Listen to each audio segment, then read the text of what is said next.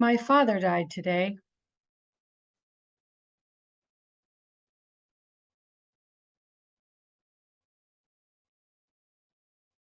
I have no tears, no sadness, no feelings of loss, but neither do I feel relief.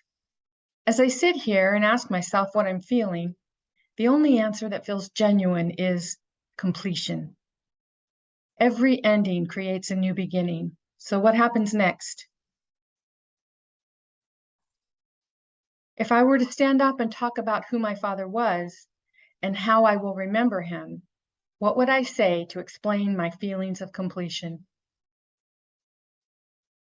The man who was my father was known for many things: son, brother, uncle, father, husband, ex-husband, stepfather, and grandfather.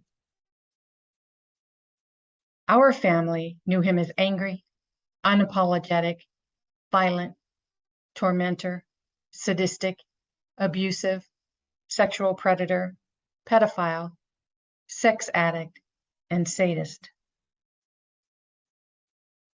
His unapologetic lifestyle choices has left hidden scars that each of us has dealt with in our own way. Scars that have torn a family apart out of anger, shame, denial, self-doubt, self-loathing, revulsion, choosing sides, blame, and judgment towards each other as well as ourselves. My younger self tried. I tried to be the protector, but I was too young, too small, too weak, and too afraid. And then I got older, and I stopped being afraid. I stopped being afraid of the threats, the fear of retribution, and what others would say when they found out. I stopped putting the wants and needs of others before my own. I started to speak up. I started to share my story.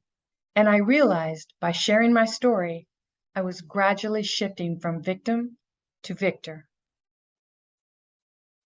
I quickly learned that sharing my story meant there are going to be people who are empowered by my story, enraged by my story, and even disbelieve my story. The disbelievers became angry and judgmental, which left me with two choices. I could once more choose to remain silent, or I could choose to stand in my power. But how does a person stand in their power against the disbelievers or the angry and judgmental people?